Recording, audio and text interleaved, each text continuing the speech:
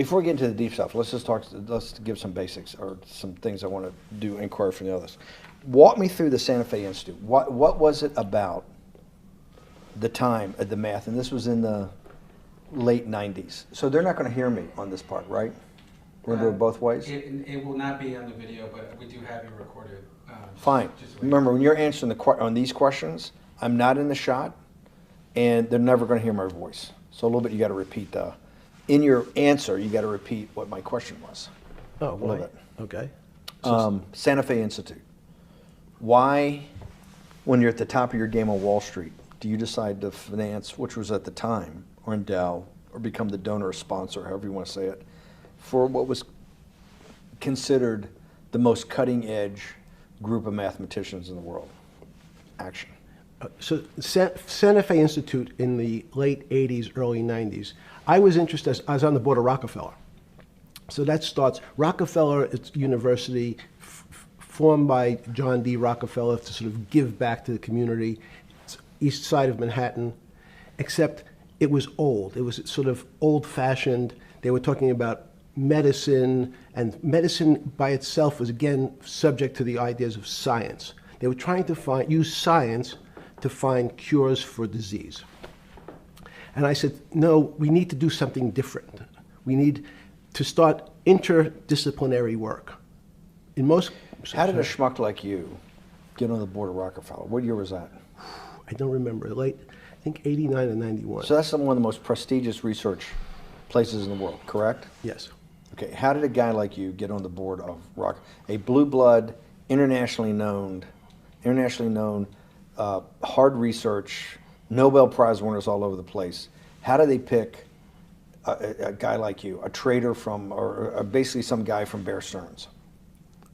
Good question. So I was asked to be on the board of Rockefeller, and I think it was, I was on the board of Rockefeller, there was a money manager who said, Rockefeller needs someone with financial expertise because the university is growing and there's lots of new things. You have to, again, we go back to the original discussion the last time. Up until the mid-'80s or sort of mid-'70s, the most important thing was your name. If you were Rockefeller, you already were considered to be brilliant. If you were head of General Motors, it was your reputation. It was who you knew, who your family was, what was your character. And then in the mid-'70s, basically, if you remember, you probably had a calculator. It was very advanced in those days to have a Texas Instrument calculator, where it could, by putting in the numbers, it would multiply for you to do square roots. And that was the first, and everyone who had a calculator was already advanced on Wall Street. A simple calculator, almost like your accountant. The most important parts of business were really now going to calculations. So it's not only mathematics, but it's things that could be calculated. Reputation couldn't be calculated. I could give you, are you a 10 on a reputation scale, an 8? What does it mean to have a measurement of your reputation? We'll get to that later. But places like Rockefeller needed someone to say, look, we're entering a different world where numbers and the numbers of companies, portfolio management was going to be balanced. It was going to be statistical. Jeffrey, could you come on the board? Potentially sit on the finance committee, Nancy Kissinger and a bunch of other people. And David Rockefeller and I got along very well. He was this unbelievable human being. Respectful to everyone. He introduced his driver as his colleague, not his driver. He would never say, this is my driver. He said, it's my colleague. And David started to explain to me world politics. So David would say, Jeffrey, money is going to be sort of the most important things. People don't understand money. You seem to have this knack for money. I said to David, tell me about your life. What was the worst and the best part of your life? So David said, when I grew up, everyone knew I was a Rockefeller. They didn't know that my father told me he would not leave me a dime. No money. But every time we went out to eat, me and my 5 friends at school, they would leave me the bill. They would expect me to pick up the check because I was a Rockefeller. And he said, I was chairman of Chase Bank. And he said, I remember like it was yesterday, one of the headlines in Time magazine said, David please fire yourself. So he thought that there was a world that existed that would be a combination of both politics and business and leadership. What do I mean? He formed something called the Trilateral Commission. The Trilateral Commission is some spooky stuff. People said it was something, the Illuminati, there's some mystery about it, people that ran the world. It was politicians, but David said most countries, the politicians get elected for 4 years or 8 years, separate from the royal families in England or in the Middle East. Someone's there for 4 years and then they're not there anymore. The most important people to have stability and consistency would be businessmen. So he formed this Trilateral Commission of businessmen and politicians from 3 major continents. So it was the North Americans, the Europeans, and the Asians. So he said to me, would you like to be on the Trilateral Commission? Now, I was 30 years old, 32 years old. I said, great. And he said, well, you have to fill out this application so they have your bio. And I looked at the list of people, and it was Bill Clinton, former president of the United States, Paul Volcker, every great leader in America, the Asians, the Japanese, and with a very long description of their history. And they asked me to fill in what I would like to have written. And I wrote Jeffrey Epstein, comma, just a good kid, which I thought was funny, nobody else did. So in answer to your question, at that time I recognized around the world that monies and currencies were not really well understood. But again, it was only numbers. So numbers, and I'll get to the fact that it was bad thinking. Numbers are very good. Are most people that you meet, even on the Trilateral Commission, when you meet most people, do you find most leaders financially illiterate, economically illiterate? Most political leaders don't come out of a background of finance. Most political leaders come out of a background of being popular. So in some of the countries, in some of the African countries, for example, they might have been a military person. They were a general. In some of the African countries, they might have been a disc jockey. Or in our country, they would have been an actor. The knowledge of money they don't have expertise, they have no degrees in finance. They really, and this is one of the major problems, their expertise, if they have any financial knowledge, is of their own checking account or bank account and filling in their own taxes. So many world leaders who don't really have a financial underpinning make fundamental errors when it comes to money on a country or institutional level. Let me give you an example. If you, Mr. Bannon, if I said your assets increased last year, you'd say, that sounds pretty good. And I'd say, what does that mean to you? You'd say, well, I have more money. I guess I'm wealthier. I'd say yes. And if your debt increased, would you feel wealthier or poorer?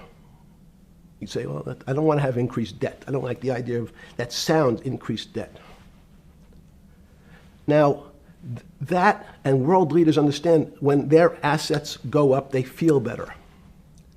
However, institutions like banks, things that people don't really understand are financial underpinnings of banks. When I say your bank, Mr. Bannon, you have the Bannon Bank, you doubled your assets. Sounds good, but what does it really mean? It means people owe you more money. You don't have any more money. What? Yeah. A bank's assets are how much it is owed by other people. That's crazy. So if the bank goes from $2 billion of assets to $10 billion, it means people owe it an additional $8 billion, but their assets have gone up. So the terminology of assets and liabilities is different for banks. It's not natural. And what most people, and you ask questions about world leaders, there's many people, I think your old boss Mercer understood, there's a fundamental part of money which is called fractionalized banking. And fractionalized banking is something that finance people understand, and the people on the street, and when I say people on the street, that's where I was when I started on Wall Street, would find it impossible to believe. Impossible. Why? Bang and bank, I give you $1, just one single dollar. In our system of banking, I would say, okay, Steve, I gave you $1. How much could you lend out to your friends? And your natural reaction would be probably something less than $1 because I want to keep something in my pocket. The way our system works is if you as a bank are holding my dollar, you can lend out an additional $8 or $9. No, it's impossible. I only have $1, Jeffrey. We have something called fractionalized reserves, which is if you have 1, you can lend out 9. That's the way our system works. And so not only do world leaders not understand banking, but the man on the street, my father who worked in the park department, it would be beyond his imagination that people could lend out more money than they actually had in their pocket. Next question. But how did this, in understanding that, when you get on something like the Trilateral Commission, you're on the board at Rockefeller, which is the most advanced research. You get brought into the Trilateral, which is the elite of the elite. How, since you're only at that time 30-something years old. 8 years from teaching at Dalton, right? You're a Dalton No, at 10 20 years. 10 years right. teaching at Dalton. Yes. Walk us through, I mean, put us in the room. Walk me through exactly what it felt like. What it felt like being on the board at Rockefeller. You got these Nobel laureates, and you're sitting there making decisions, and you start to meet these people at Rockefeller. Now you start to meet these people at the Trilateral Commission. What did it feel like? It's a great question. So what did it feel That's like? what I'm in the business of asking. Yeah. What did it feel like meeting some of these people like Kissinger or Rockefeller? And those were two extraordinary people. But in general, I think the question, the people on Wall Street, I tell the story, the first day, one of the first days when I was in Wall Street, someone said to me, would you like to buy ATV?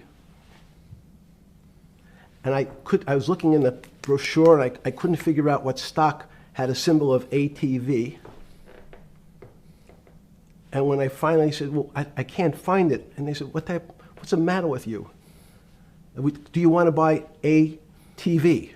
Which is, he was selling hot televisions, stolen televisions from the floor of the American Stock Exchange, referred to in common parlance as the televisions fell off the truck. So I knew what that phrase meant from Coney Island. But what I found was most people, be it in business, in normal life, or in the world leaders, don't really understand money. It is something they think about.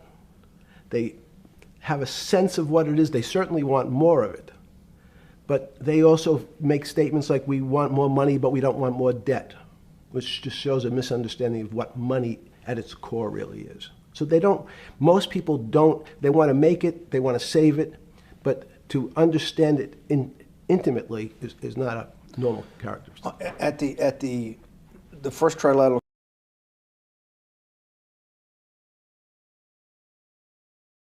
or something?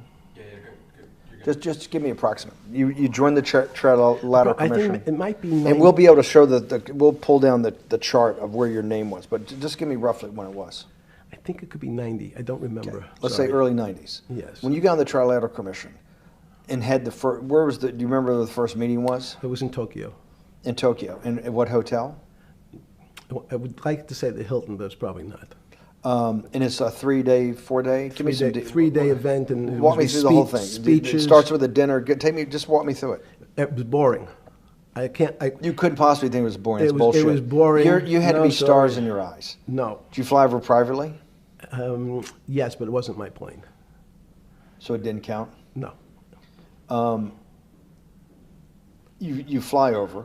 Yes. And it was who were the first, like when you first met those leaders, you had to be wowed. No. You're 10 years out of Coney Island. No, I'm not wowed by people of position. I'm wowed by people of great ideas. And I don't care if it's the bus driver. I don't care if it's the student I had who has teeth coming out in Well, every these guys direction. have to have great ideas. They're the leaders of the three great continents of the world: North America, Europe, and Japan. No, many of these world leaders become world leaders because they're popular and they were able to get votes, or they were able to convince people to vote for them. I learned later. Many of them were just good at what they did in terms of politics. Remember, world leaders are politicians in general. They're not scientists, they're not intellectuals, they're not great thinkers, they're great politicians. At the first Trilateral Commission meeting that you remember in Tokyo, sometime in the early 90s, do you remember what were the big issues of the day that they were talking about, and what did you think about it? Yeah, in fact, it was funny because they were talking about inflation, and they were worried that what would happen, how do you control inflation? And as a mathematician, I didn't understand the concept. I don't understand the concept today. How's that possible? Well, when you talk about most things to do with money, money is meant to be local. It's US dollars. Then I understand what it means. If inflation, it means my dollar today inflates, and it doesn't buy as much as it did a couple of years ago. The prices go up. I don't have it seems that everything is great, but in fact my dollar is shrinking in value. If you, and you're the financial genius here. I'm just a lowly M&A guy. Sure. If you let me finish the thought. Go ahead. So if you're in America, you can feel inflation. Your salary's gone up, but you can't buy the same car. In fact, it starts to feel weird because the value. That's why I wanted to ask the question then. This is my point. Sure. The people who live and breathe this, the central banks, have been haunted by the specter of inflation since the late 70s. Yes. First off, tell our audience, how did that happen? The two great financial events in the 20th century, I'm not going to get to the 21st, were the great inflation in Europe after World War I, the Great Depression, the hyperinflation in Germany that led to the rise of Hitler, and then this inflation in the mid-70s. Before you go to explain inflation, why is the specter of inflation always the central thing in central bankers' minds? Because it goes back to the first concept I said, the weird concept of fractionalized reserves. The system is not well understood. And most systems, in fact, are not well understood. We don't know how our digestive system. Stop. This is I impossible. understand. This is impossible. The world banking system, the world currency system, the world monetary system Yes. has to be so well understood by the Greenspans of the world and the Bernankes of the world and you, right? The currency traders, the guys making billion-dollar bets every day. The legendary guy on Wall Street in the late 90s, Salomon Brothers. Lou Ranieri? No, the guy that wrote the money. Michael Lewis? Lars Poker? Yeah, Lars Poker. Who's that about? That great trader. Lou Ranieri. No, it wasn't Lou, the guy that ran the desk. That eventually ran the hedge fund that went long-term capital. Ah, yes, I don't remember. Who's the guy? I want to say, I don't remember. I'm sorry. Lou Ranieri is big, but Yes. those guys have to understand the system perfectly. No, they don't understand the system. They understand the local part of the system. So, for example, why is not only inflation, most bankers are terrified if the public understood that the bank really doesn't have their money at any one time. It's one of the things during the Depression, there were runs on the bank. The reason the banks don't keep much money in the actual bank is they assume that not everyone's going to want their money on the same day.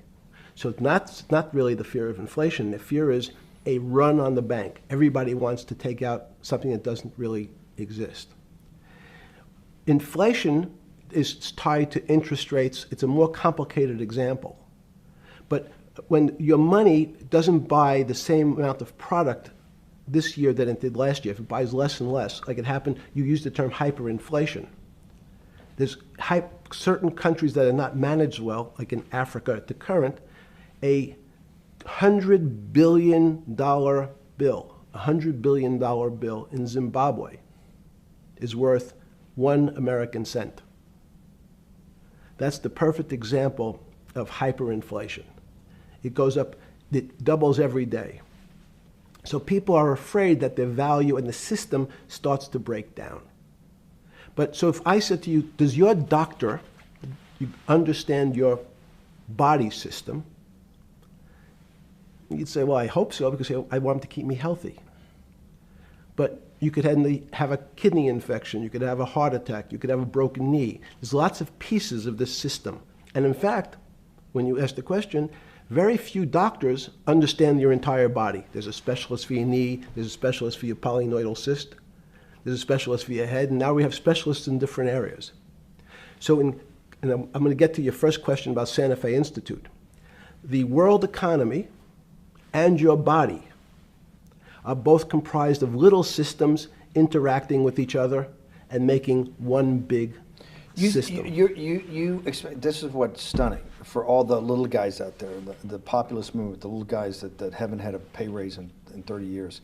They think that these elites, have everything. They're the guys in the room making the decisions, the party at Davos guys. You're sitting there, you don't think many people today really understand the complexity and really all the moving pieces and how they interconnect to the world's financial system. No, not only don't they understand the complexity, and that goes back to Santa Fe Institute was an attempt of trying to see if there was a way to mathematize, formularize, or algorithmically understand what the term complexity means.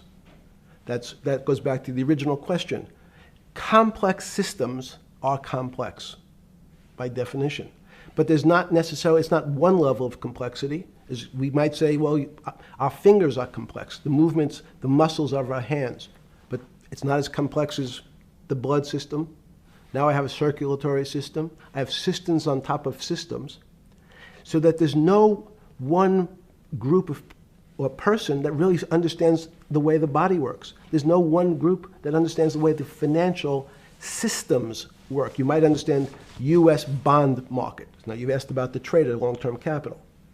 That was a bond fund, very small part of this very complex system. So the goal of the Santa Fe Institute was to see, is there a way to get in, somehow understand how complex systems interact?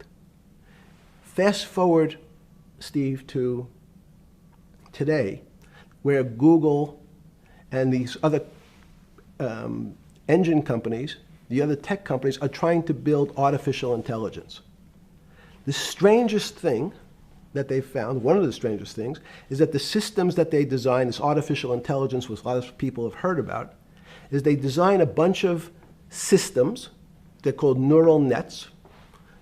Terms simply taken out of brain work, neurons in the brain. Nets because they actually look like a net. They put in some inputs. The computers work, spit out an answer. Sounds normal to you. It's because you're thinking about that calculator you had in 1976 on your desk. When you ask the person who designed the system, how did it come to that answer? How did your neural net, can you show me the calculations? They say, no, we don't know. We don't know how the thing we designed actually came up with that answer. That's pretty strange. They take the same neural net now, and they put it in front of a video game. No learning, nothing. They said, to the computer, they say, sit in front of your video game and learn how to play.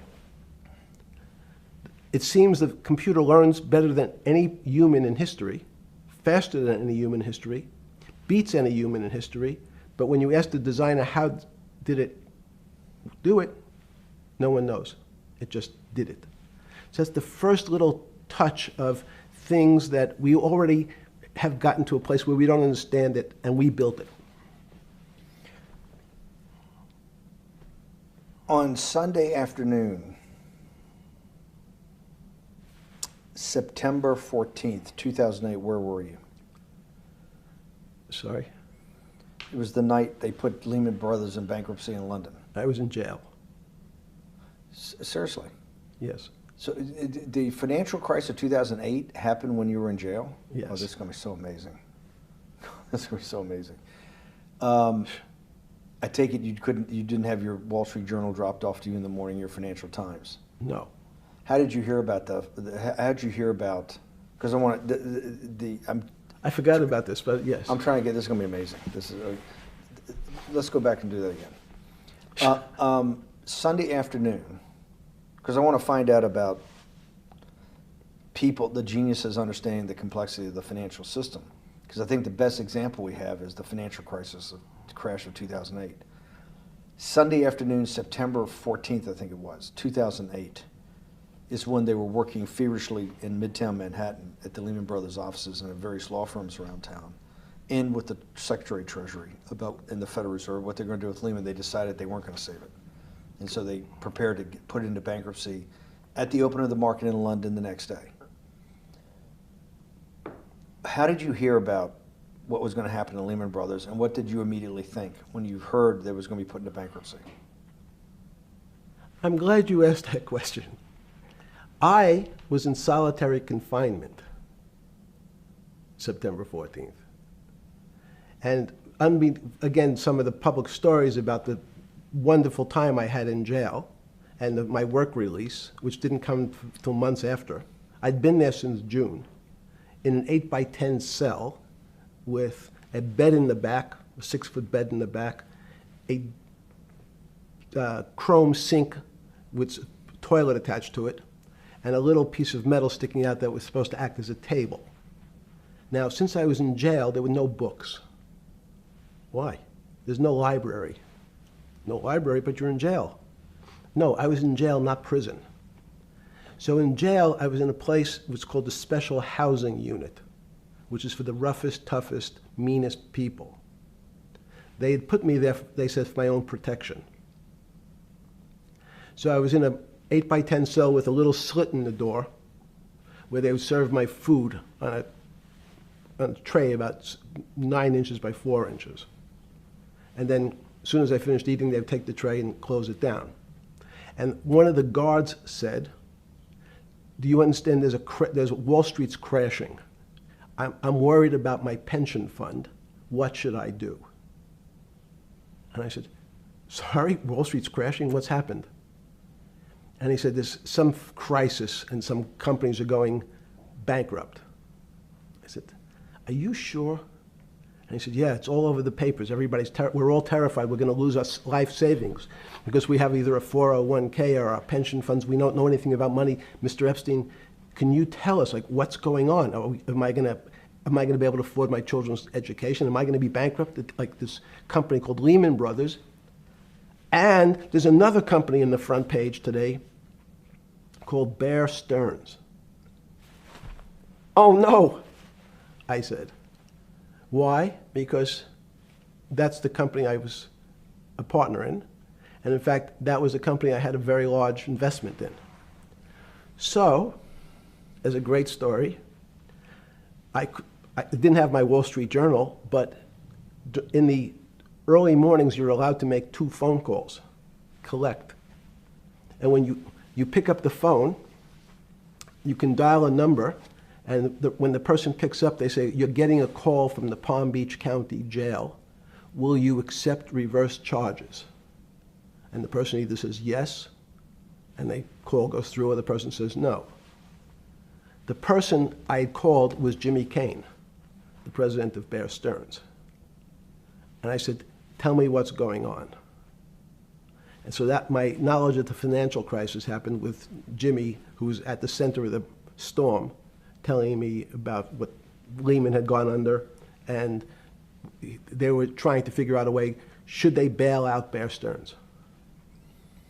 Did it strike you at the time of the mess you had made of your life to be in a situation that you're one of the greatest financial minds in the world, looked at by world leaders and asked your thinking by the most prominent and important people in the world, and here you are in solitary confinement. You got to make a collect call to somebody. Did it strike you at the time how all the threads of your life had come together and put you in a position, or you had put yourself in that position? No. So it never struck you when you had to make one of your 50% of your collect calls that day, you call the president or the head of the CEO of Bear Stearns. The biggest financial event in your life is taking place, of which one, every important person in the world would be seeking your opinion. Number two would be a once-in-a-lifetime opportunity to apply your craft. Number three, it would be a once-in-a-lifetime opportunity to make money if you were smart, and obviously you're smart.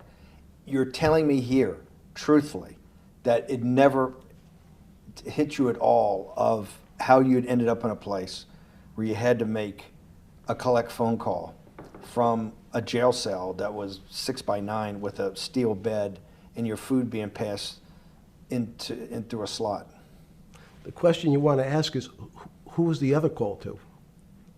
Okay. Who was the other call to? The other call was to my friend at J.P. Morgan, who was then, I didn't know it at the time, trying to buy Bear Stearns. So at one point, I had two phones. It was difficult because they're afraid people are going to hang themselves with the phone cord. So they don't actually come together and they're pretty short. So I was actually going between two phones talking to Bear Stearns and J.P. Morgan at the same time. So I found it amusing. And it never struck you about how to end up in a situation like this? No, that would be probably means I would be too self-aware. You can't possibly expect me to believe this. I know. I don't believe it. It's no, it Even can't, it with- can't as be, a- it as- can't, you're telling me that during that day, you never had a moment. You sat there and go, "What the fuck have I done with my life? That I'm in a 6x9 jail cell when I should be on a trading desk, or I should be in my $250 million,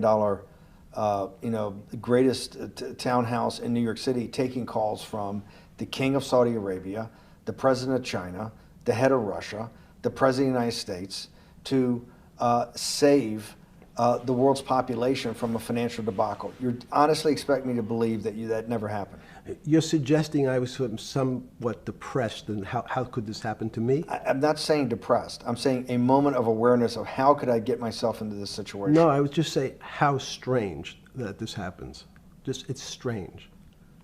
I'm wearing a jumpsuit and flip-flops. What given color to was me. the jumpsuit? Brown. Brown, Brown jumpsuit. yes. I notice I don't see you in a lot of brown. No. Brown jumpsuit and flip-flops. Flip-flops, yes. With no access to books, no access to newspapers, No access to anything. You had lived on information. Except my Almond Joy bars. I had extra Almond Joy bars. Did you eat Almond Joy bars and things like that because you're afraid of what the cooks did to your food? Yes. Is that because of that you were in for the crimes that you were in for? No, it was just, in fact, I Is was... it because you're wealthy? Yes. How did you know that? Well, people would constantly come, if I was passing by or have to go for my medical, people would either ask to borrow money or make some other types of comments about... And in the beginning... What were the comments? At the beginning, what were the comments? It serves you fucking rich guys right that you're here next to me. There was nothing about your crimes. No. So all this rumor you hear all the time about people in prison that commit the type of crimes you commit, you're saying in your personal thing is not true. No. It was all because you were rich. Yes. And it was all because they wanted to borrow money. Or get advice. Yes. Where they get advice to Which to stock- go long, which- Yes, yeah, you're telling me is this time to buy? You're telling me in solitary confinement they're interested in going long. Yeah. They want to know what Does that say stocks... about human nature? Well, what I think that people find, one of the reasons they wanted to keep me in solitary confinement was they're afraid that everybody would want to know which stocks to buy. But what happened was, after this crisis, now it's on the front page of every newspaper. I don't want to lose this day. Sorry. When you first heard that, was it Bear Stearns had been kicked into bankruptcy, 6 months before? No, this is the same time. This is part of the same deal. I thought, no. Bear Stearns, they saved Bear Stearns and didn't save Lehman Brothers. That's right. it. They let 6 months before they had bailed out Bear Stearns. But Bear Stearns was still a zombie, A shell of its former a self. former self. But they had, quote unquote, saved it. They admit, why did they make the decision in your mind? Why did Hank Paulson and Bernanke, what's this concept of moral hazard? Explain to the audience what moral hazard is, and why did they save Bear Stearns 6 months before, and why did the smartest guys in the room decide not to save Lehman Brothers? It's a good question. The real issue is I'd have to go back when you have these systems to the way your doctor responds to any type of emergency in your body. If they might decide to save your kidneys and let your gallbladder go because the gallbladder is less important to your overall system. People, if at that time, even it's not that long ago, the boogeyman was when said, well, what really happened? Jeffrey, what really happened? What is this financial crisis? And, some of the progressives and the right wing blame it on the banks. It was the banks' fault. And it's the fault of this very esoteric, unknown concept of derivatives. It was really the derivatives that caused this financial crisis because the derivatives got somehow out of control and in the Mickey Mouse. And that was the way you started your road to a billionaire went right through derivatives. Yes. But derivatives were not the cause. Derivatives were not the cause at all. It's like saying your hair was the cause of your heart attack because it was on top of your head. So what was the cause? There isn't, let me say, there's no one specific cause. These are system collapses. So many times when they have to make your death certificate, when you say, well, what did he die from? They'll say heart failure. But if you say, what was the cause of his heart failure? Well, he had low blood pressure, his sugar was high, he was diabetic, he had all these other problems. But you say, no, we need a word on your death certificate. Did he die from brain damage? Did he die from heart failure? That's the financial crisis. Many people said, well, what caused it? They wrote, like on its death certificate, derivatives. But derivatives were not a fundamental, derivatives are not a fundamental cause of anything. Was it Sunday or Monday? I take it was Monday morning when you made your two collect calls and you were talking to Bear Stearns on one hand and Morgan Stanley on the other. JP Morgan. JP Morgan. That was Monday morning. Did you, Jeffrey, being one of the financial geniuses in the world, did you understand what Lehman Brothers is going into bankruptcy, the domino effect, that by Thursday the financial system would be under such extremis that if it didn't have $1 trillion cash infusion in the United States, it might collapse? Did you know that at the time? Did you view that at the time? Yes. You did? Yeah. Why? Again, I don't want to bore you or the audience with the idea of it's a medical procedure, but you had system failures. So you'd recognize that if I said to you, did you realize when your father was on the ground and he was clutching his chest and he couldn't breathe, it was a bad situation and he could die. That's how I saw it. Did you immediately think about the commercial paper market? I mean, the mechanical triggers that actually you had to blow through these circuit boards. Did you know the circuits? Did you understand the circuits?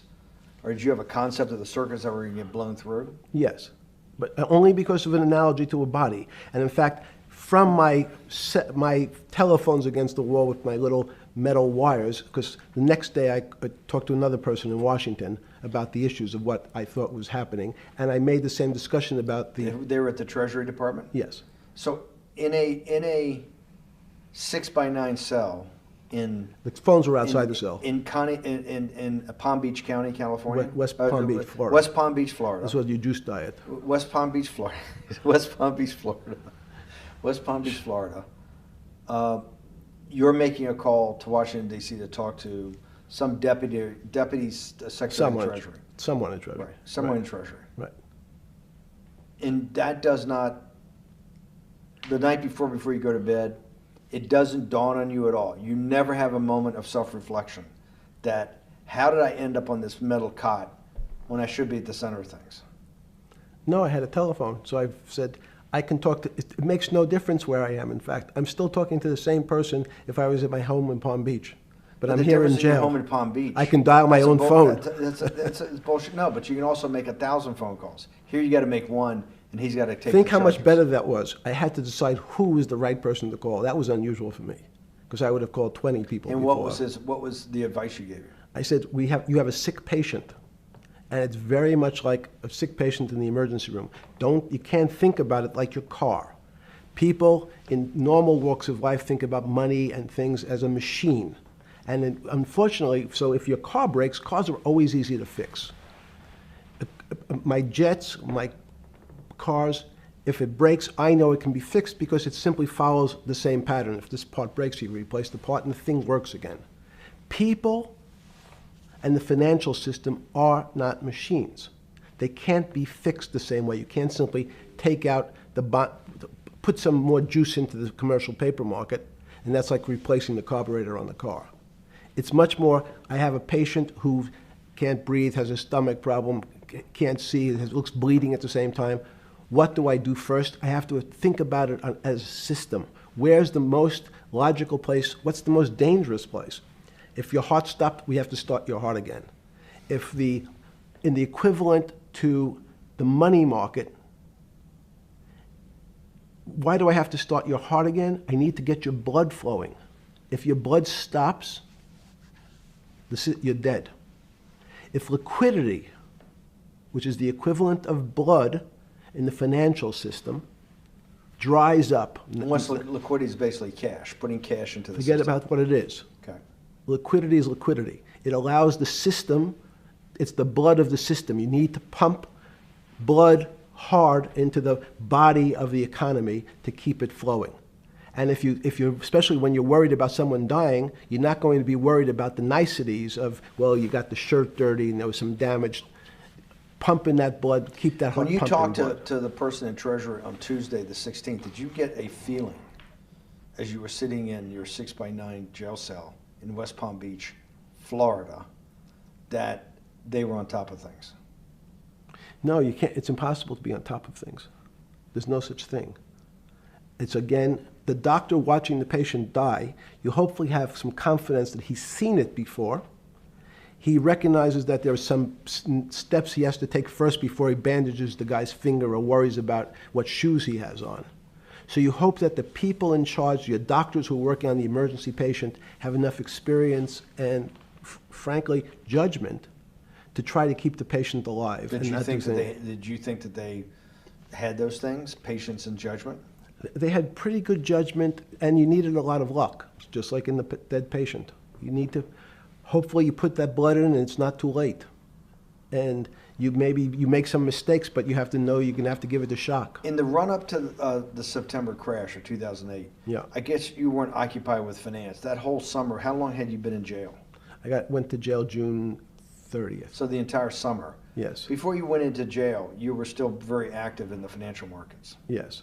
When I say active, you trade currencies every day, you trade stocks every day. When people, I don't do any. Someone like you, or you give advice to people to trade stocks or trade currencies. I don't trade every day.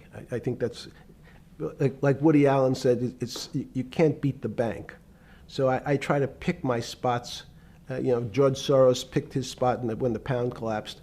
This would have been a great money-making opportunity that passed me by when I was in jail, but that's not how I think. In the run-up to that, in the spring of 2008, that's when Bear Stearns got in problems, I think, in the spring of 2008, and they decided to bail it out. Did the Bear Stearns guys talk to you for advice at that time when the big crisis in Bear Stearns? No, but see, again, unbeknownst to most people, and it's easy to blame people for the financial crisis, like you'd blame someone for giving your father the drink before he had his heart attack. But what really happened, the real enemy of the finance system was Bill Clinton. And if you ask me what and who caused the financial crisis, I would tell you it was Bill Clinton.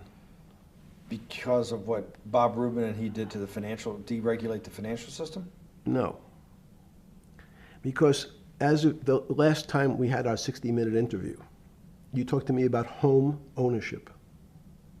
and you asked me whether everyone should own a home. And I told you, no, it's too risky. So the financial collapse of 2008 is because of hardworking African Americans, Hispanics, and whites who wanted to have a ownership stake in the society that all rests on their shoulders. They're the culprits. No, not at all. Okay, then I didn't say they were the culprits. I was pretty clear it was Bill Clinton. Okay. Why was it Bill Clinton? Because Bill Clinton wanted to get votes from those people.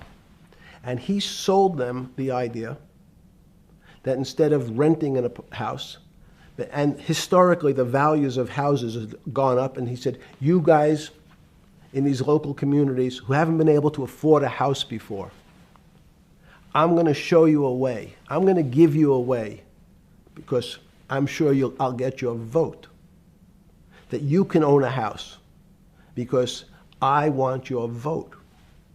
So what we're going to do is I'm going to let you buy a house, Mr. Bannon, when you really, you're right on the border, maybe, or not even on the border. Your credit is not good. Okay, let's be honest. And it's not my fault, it's not Bill Clinton's fault, but if whatever happens, at the moment your credit score or whatever it is, your credit's not good. Now, normally, you come to me and want to borrow money, I'm a bank, and I say, I'm sorry, Mr. Bannon, I can't lend you money because your credit score is not up to where it needs to be. Hopefully, if you work harder and clean up some of your problems, it will be. But no, what I say to you is, I'm going to figure out a way to lend you, not give you. I'm going to lend you money anyway, though you don't have a good credit score. And don't worry, I'm going to get rid of the term that you don't have bad credit. Bad credit sounds pejorative. You don't want to be a person. Sounds judgmental. Yeah, it sounds judgmental. So what we're going to do is we're going to call your credit situation subprime. Oh, nobody knows what that means. Subprime. That means prime is good credit. Subprime is not good credit, less than good credit. So we'll call it something that people really won't follow, and we'll tell you what. We're going to have people lend you money, though you are a subprime borrower, and I will figure out some government agencies to guarantee your loan, though I don't think you're a good risk. So the banks say, no, no, no. We don't want, initially, the bank said, sorry, this is too risky, Mr. President, for us. We're in the business of managing risk. It's not our money. It's the hard-working people's money sitting in our bank. We can't lend to people whose credit is not prime. You're asking us to lend to people who are subprime. And he says, here's the key, if you don't, Mr. Bannon, I'm going to make sure the Justice Department charges you with discriminatory lending because you refuse to lend to my subprimers. In business terms, you should never lend to. But what we'll do is I'm going to form an agency called Fannie Mae and Ginnie Mae, just another agency names. They'll guarantee your loan. So don't worry. Don't worry. You don't have to pay it back anymore. Even though and maybe you don't even have to work as hard anymore. That's probably a harsh statement, but these players, these two big firms, Fannie Mae, will guarantee the fact that that bank will receive its money. Now, the bank says, wow, best deal in history. I refused to lend to Mr. Bannon, but now he has the big brother, his Uncle Sam. He went to his Uncle Sam, and Uncle Sam says, I'm guaranteeing it. The bank says, I want everybody. Give me as many people as you can give me, because Uncle Sam is the best credit in the world. Not only it's the United States government. We'll take it all.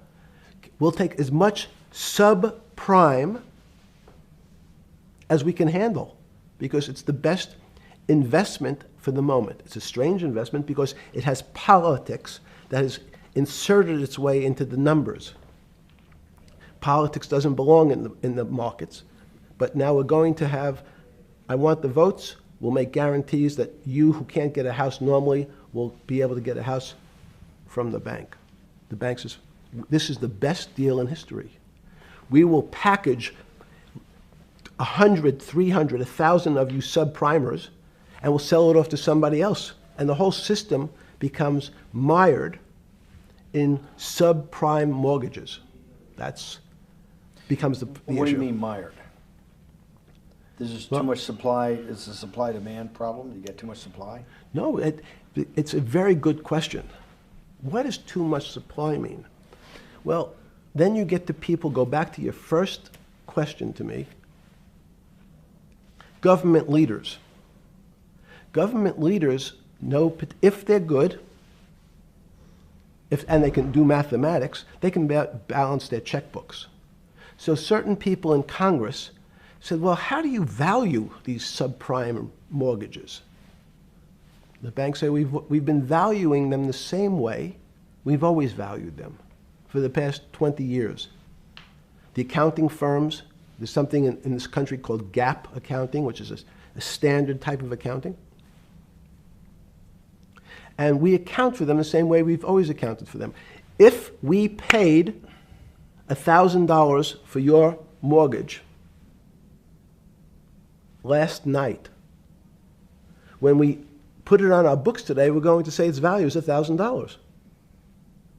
Makes sense. I paid for it last. What's its value? It's $1,000. That's what I paid for it last night. No. The Congress people said, that's not really a good answer, you know. That doesn't give us confidence that you know what you're doing. Because what happens if you have to sell it tomorrow morning? Something's happened and you have to sell it. Remember, there's kinds of stress tests. Would you be able to value it at what you paid for it the day before? And Wall Street says, that's not the way you can think about this. This is crazy. We always value things at the cost from the day before. And they changed the accounting method. In essence, to say, not what it was worth yesterday, but if I have to sell, what would it be worth? That's impossible. So what happens is, every bank now has to value something that they bought yesterday at lower than they paid. Never before in 20 years did they have to do this. So something they bought at 1,000, on their books was 1,000, is now 990. That starts to, you asked the question about what did I start to think about. Something's 1,000 and 990, this person now has to value it at 980. When did you first start to get nervous? Understanding Bill Clinton in all this. Did you change glasses? Yes. Okay. I changed shirt. I saw that black. Are you okay with the? Yeah, great. I think we're gonna have all kinds of changes. I'm experimenting. Yeah. Okay. When did you get a feeling? Did you ever anticipate before it happened something like 2008 could happen? No. How could that be? Because it's the word I'm going to beat it to death, is that it's very much like would I anticipate I'll have a heart attack tomorrow? Unlikely. Was 2008 a heart attack or a stroke? Debilitating. It's a better, it was both. But why was it both? Because in fact, as I said, the blood was getting dried up in the system, and the head, which is sort of the central bank, wasn't working. So to some extent, it was a combination. It was just a crisis. Did you see that building up over time? It's always been lurking in the background. I mean, if you have an older parent, would you say it's possible? Did you anticipate him having the heart attack today? No, you hope things are going to go better and maybe they'll fix it up. The system was getting too complex, and it wasn't based on derivatives, because what people keep forgetting, and as I was just explaining, Wall Street, and in many professions, including Wall Street makes it sound complicated. They don't want the little guy to understand what they do because they make so much money and they don't do very much. So they couch it in words like derivative and stock options and commodity futures and different types of contracts. It's all fairly, everyone is capable of understanding it. It is not complicated. But Wall Street, because they make so much money from doing fairly simple things, needs to make it more complicated than it really is. We had a very big recession in the early 90s based upon real estate and Japan basically imploding. Let's again, Okay. you had a recession in the 90s. I don't know what it's based upon. It's always interesting to look back and say, separate from there's certain triggers, like in the 70s there was a... What do you think it was based upon, the 90s downturn? It's clearly there was a huge downturn. No, I know there was a downturn. That's what I know for sure. That's a fact. That's all. Everything else is sort of speculation about why did he have that? I understand that, but there's some speculation that has 0% probability of being true, and there's others that have 90%. In the range, when you look at the range of alternatives of what could have caused it in 90, and what I'm trying to do is get you all the way up to 2008. Look, you're the smartest guy in the room, right? You know that. Do you think there's anybody in the world today? Oops, this is going to be a bad question. No, but do you think anybody in the world today, the Alan Greenspans, the Bernankes, is there any central banker you know, any partner of any Wall Street firm, any guy running a trading desk, and I would take it that would be, or anybody at a Larry Fink at BlackRock, Steve Schwartzman at Blackstone, the top 100 financial guys, and let's throw in a couple of Nobel economists, and let's throw in the best professors at Wharton, at Harvard, at Stanford. Do you think that there's anybody that understands money or understands the world's financial system as good as you? There must be. But it doesn't come to the top of the head. No. Okay, fine. Now I've gotten that, let's go back to 1990. In that arc from the fall of the Berlin Wall to 2008. Good. We started with the implosion in Tokyo of the Japanese economy, Japanese financial markets. We had the huge run-up in internet stocks, right? We had the implosion of that in 2000. The bankruptcy of Drexel Burnham in 90. Mm-hmm. Implosion of Japan, huge run-up in equity markets for the internet, implosion of the internet in 2000, 10 years later roughly. Mm-hmm. And then this run-up through the Iraq War and all that, the run-up to 2008. Every 10 years, it seems like, we're in some sort of 10 years before the 1990s was the 70s. You sound like an astrologer. Okay. And not a finance person. You're supposed to be a mathematician. It just seems to me a pattern of every 10 years. That's misleading. That's exactly right. Okay. Because people like to see patterns. People like to see patterns where there are none. So a pattern of a financial crisis every 10 years is just in my mind. Yes. Long-term capital that had to be bailed out back in the late 90s when everybody panicked. And that wasn't that bailout today would look small, and it was $5 billion or was $30 billion. Businesses fail all the time. But long-term capital, the Federal Reserve stepped in. But I'm saying people go bad. Things go bad all the time. Yes, you're correct. The audience that's watching this, the little guys, they go bankrupt all the time and nobody gives a shit. You know why? They're a little guy. But when long-term capital management goes bankrupt, or Bear Stearns goes bankrupt, or Lehman Brothers goes bankrupt, people care because it's an unfair characterization. Why do you say that? Because again, it's the complexity of the situation. If you think about you have a complex system. You have your body.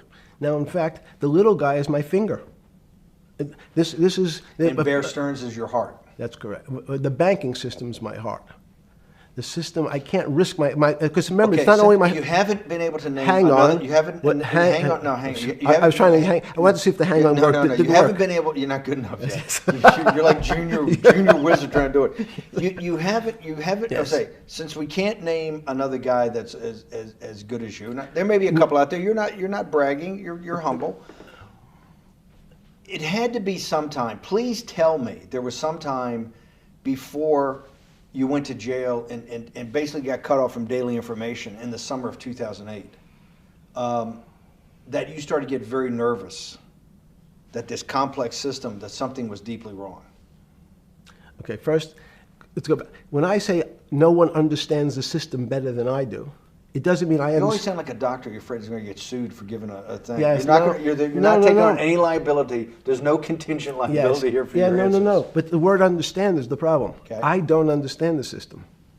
So I don't understand the financial Will you system. please stop? You cannot sit here and Yeah, tell no, me. no. What we just went through, I'll go through again. The hedge fund managers, the money managers, the central bankers, the commercial bankers, the heads of the investment banks, the heads of all the trading desks, the top economists, and I'll throw in the business school lecturers at Stanford. Of all the top 200, 250, you can't name at the top of your head the guys are at least at your level. You have to understand it somewhat.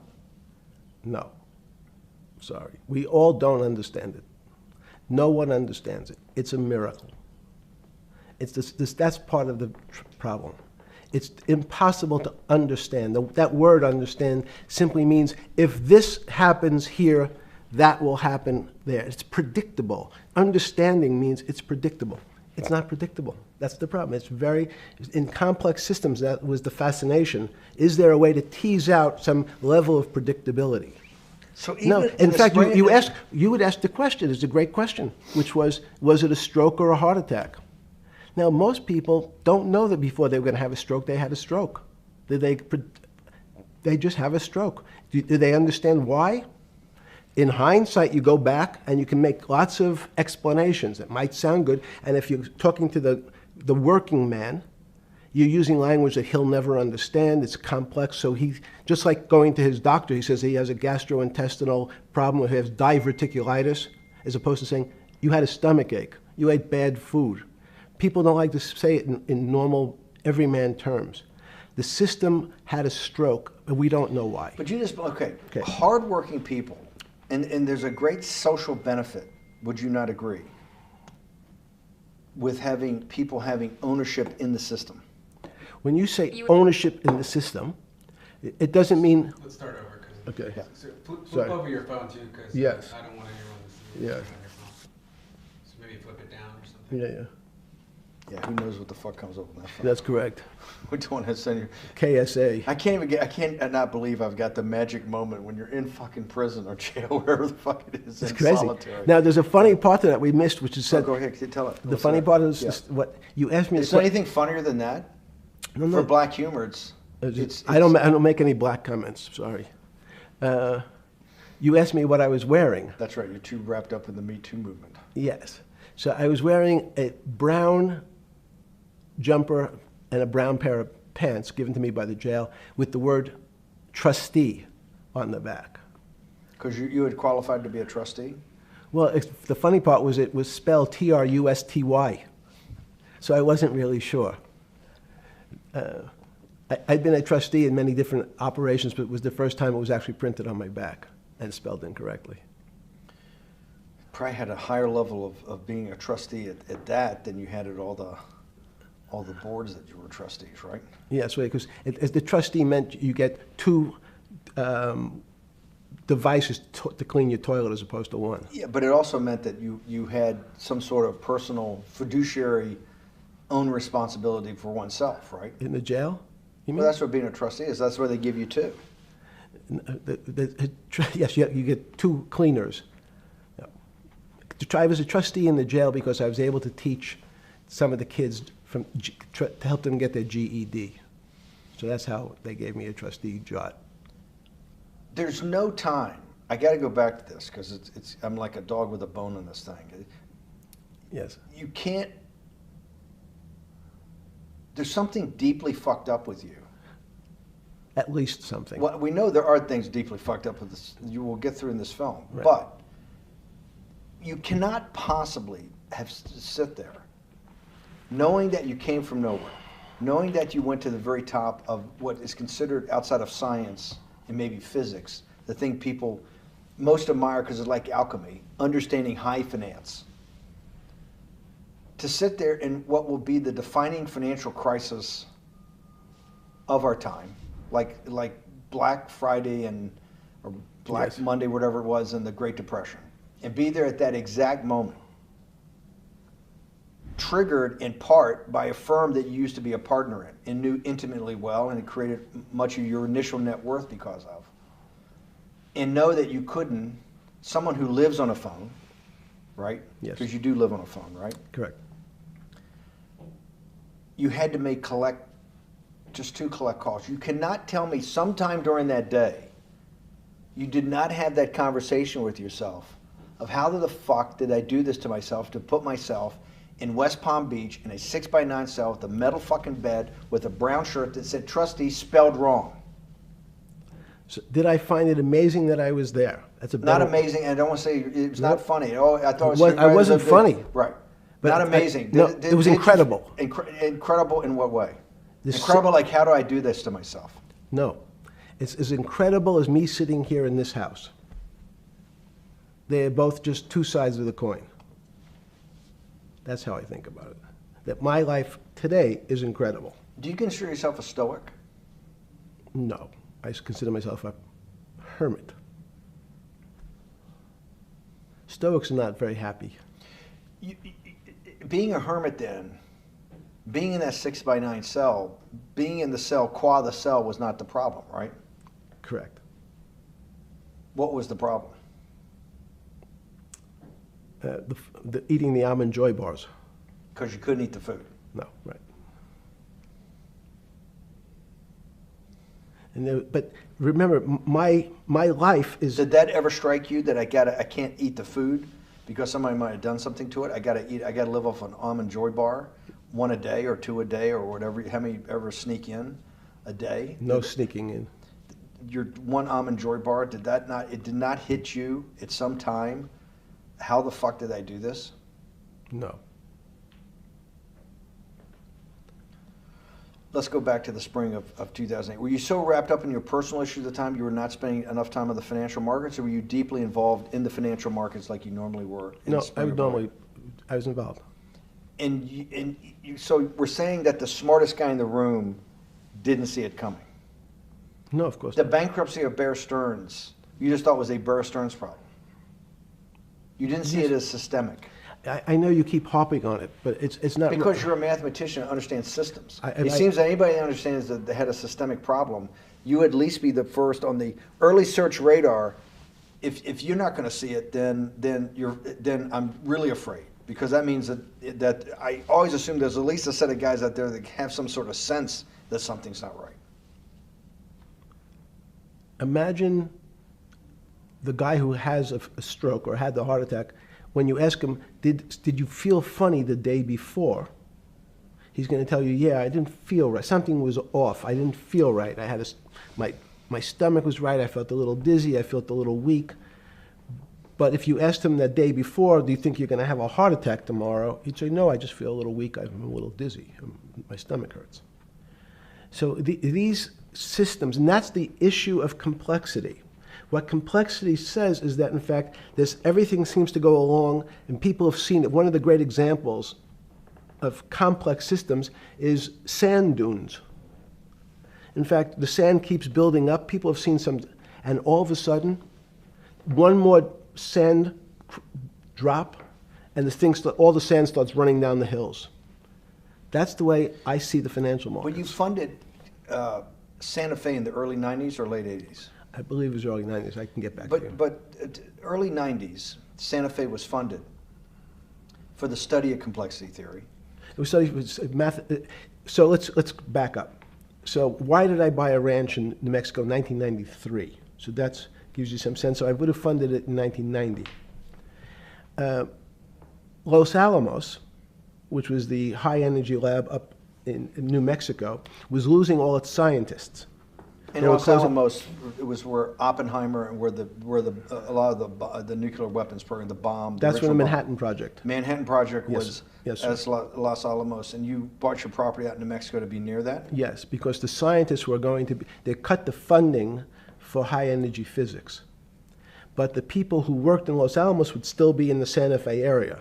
They cut that because this was the Cold War dividend, right? I don't remember exactly why. It was because, again, people thought that physics and high-energy physics really wasn't that important. Because that was about nuclear weapons. No, it was because they decided, which may be not right, this was the same time that Murray Gell-Mann came up with the term quark, Q-U-A-R-K. He picked it out of an old poem, the word quark. But it was it was mysterious. So they were starting to understand in the 90s that our world of the physics world, there was things that were just unexplainable. They called it strange things. You gave it a name. You gave it some characteristics. You called it had charm. It was one of the terms. It had a charm. It had a flavor. It had a color. But no one, Mr. Bannon, understood what it was. Just like the financial system. And you wanted to investigate that. I wanted to see if we could build tools so others smarter than me could help investigate it. And that was the beginning of your concept of the Santa Fe Institute. Yes. And Santa Fe Institute was founded to do study in this type of... Can these areas of strange things be described by some form of mathematics? So that's what I'm trying to get at. The foundational thought, the organizing principle of Santa Fe, yes, in the high physics lab at Los Alamos, right, which had been the headquarters of Manhattan, and the Trinity Project, right, the bomb. Yes. So you're talking about the elite, the high priest of physics. Of physics. Yes, sir. Which high priest of physics, some subset of that is also mathematics. Yes, they're both similar. Project out. One of the tools you want to do is to make sure that in this complex system, the finance system, I'm doing a lot of this for philanthropy and a lot for the good of mankind, but also to be able to understand this complex system, the most complex outside of maybe our body, of the financial world. Yes. Did they create tools, or were you smarter in than the mid-aughts, 15 years later, than you had been then because of work that was done at Santa Fe? No, it was great. But in fact, most of the money, most of my philanthropy in the area of can you describe things that appear to be unexplainable by mathematics, and can you fund people who have new ideas? And unfortunately, when someone thinks they've been able to, there was a man, Stuart Kaufman, when they think that, okay, I figured out how to be able to predict the unpredictable, what appears to other people to be unpredictable. But my system, in those days it was called genetic algorithms, can predict what things will happen, and they all want to make money. So they use their systems to try to figure out, they know they have figured out the way to make money because they figured out the unexplainable. They try, they go bankrupt, and we start again. So with a cold view, what I've come to realize is that the attempt to mathematize, formularize, or what in your prior work, to understand what really is, in today's world, still unexplainable, is impossible. They're miracles. Your first head of Santa Fe was Christopher Langdon, I think. Langdon from Australia. But Murray Gell-Mann was Murray Gell-Mann was the funder. He was the yes, rock. Yes, he was the rock. He was a Nobel Prize winner? Yes. Yes, and a wonderful guy. He came out and helped us with the Biosphere 2 project. He came with Chris Langdon. Yeah. Chris Langdon was the operator, the day-to-day guy. Chris was doing artificial life. Right. Murray tried to lead his own artificial life. Yes. When Chris came to Biosphere 2 for the first big conference we had in 1994, he was one of the most impressive guys there among all the world's elite. Kew Gardens, the Lawrence Livermore lab, the labs at Sandia, all the major universities, Lamont Doherty, all the big Earth observatories, Woods Hole. What set Langdon apart, I thought, and the reason I invited Santa Fe to be part of it, was Langdon actually made a presentation that everything, and he was making this to scientists, a lot of marine biologists, a lot of people that were just beginning, Wally Broker and people who were just beginning the study of climate change, at that time called global warming. That he made this compelling presentation that everything's really mathematics. Yes. It's all just back to math. And you have to, all these experiments you do, you're not, one of the reasons they're not considered by the high priest in physics as being real experiments is that they don't have a mathematical basis to it, and everything has a mathematical basis to it. Langdon seemed like a radical visionary. What happened to that concept? You go back 350 years. So you have Isaac Newton, you have Leibniz. Move forward, you have people like Heisenberg and Gödel, and what every one of those mathematicians and philosophers came to understand is that there's numbers can describe certain things, approximate certain things. But in fact, trying to put measurements and numbers on other things that are really unexplainable is folly. 300 years ago, they said that unexplainable realm was God. And people who attempted, in fact, to explain the unexplainable, who said, yes, I understand the unexplainable, were charlatans, they were the occults, they were the astrologers, they were the con men. Alchemist. Yes. Well, no, alchemist was, in fact, they believed that there was a way to transmute one metal into another. In fact, they always wanted to see if they can create gold. There's no reason, if you think about it, they recognize that one metal is different than another metal because it has some additional pieces to it. It has additional neutrons or protons or electrons. So because they thought it was a machine, they believed it was a machine, if I can take 5 protons and add 5, that gives me 10, I should be able to get gold. Move everything around inside these systems, the molecules transmute one molecule into another, and if this molecule I've transmuted it into is gold, I'm a rich man. It's back to money. But there's something strange happens. Isaac Newton says, this is really weird. If I want to push a ball on the table, I have to touch it. Maybe I have to blow on it. But I actually have to push one side of the ball or the book to move that side. I'm pushing here, and obviously this thing is what appears to us humans to be solid, so it moves as one thing. But the only way to get something to move was to touch it or put a force against it. Okay, seems to make sense. Everybody has that experience. I want to lift a glass, I lift it. If I want to push a ball, I push it. If I want to pull a ball, I pull it. But he recognized when the ball fell off the table, it went in a different direction. How's that possible? Nobody pushed the ball down. And he said, this is crazy. Why did the ball go down? I didn't push it. I just let it go. So someone's pushing the ball, because I know that I am confident that the only thing that gets something to move is with a force that pushes. So there's a force that's pushing the ball down. In fact, he called it gravity. He measured how fast it was pulled, but never was able to explain why it happened. How is it? What is gravity? It's this. Everybody says, well, why did the ball fall to the ground? Because gravity took it. But what's gravity? That's, as Feynman would say, that's the name of the thing. We have no idea what it is. This goes to Santa Fe. They were trying to explain the unexplainable. Can we measure? Can we figure out a way to predict the stock markets using these types of chaos complexity? Before we get there, let's walk back through it. Let's go back to Newton. Sure. Pre-Newton and then Newton. What did Newton solve that for millennia up to Newton had not been solved? And then I want to go forward all the way to Santa Fe of what they were trying to solve. Let's start with just 2 or 3 of the basic guys, but let's go with Newton. What pre-Newton, it was what? And then why is Newton such a genius?